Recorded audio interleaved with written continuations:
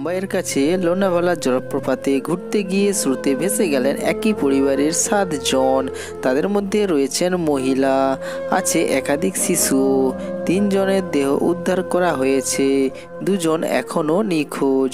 ঘটনার একটি ভিডিও প্রকাশ্যে এসেছে সমাজ মাধ্যমে, যা দেখে অনেকেই শিউরে উঠেছেন। যদিও এই ভিডিওর সত্যতা যাচাই করেনি হঠাৎ গরম টিভি নিউজ। মুম্বাই থেকে 80 কিলোমিটার দূরে লোনাভালা জনপ্রিয় পর্যটন কেন্দ্র। সেখানেই সপ্তাহান্তে ঘুরতে গিয়েছিলেন ওই পরিবারের লোকজন।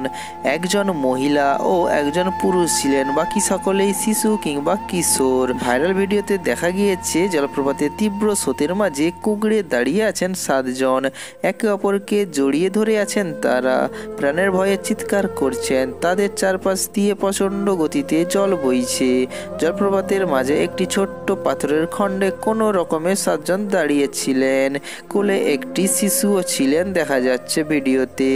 আশেপাশের অন্য পর্যটকরা চেষ্টা করেও তাদের সাহায্য করতে পারেননি, কারণ ওই জলের কাছাকাছি গেলে তাদেরও প্রাণের সংশয় ঘটতে পারে। এই পরিস্থিতিতে এক সময় দেখা যায় জলের তোড়ে ভেসে যাচ্ছেন 7 জনই, আর তারা পাথরের উপর দাঁড়িয়ে থাকতে পারেননি।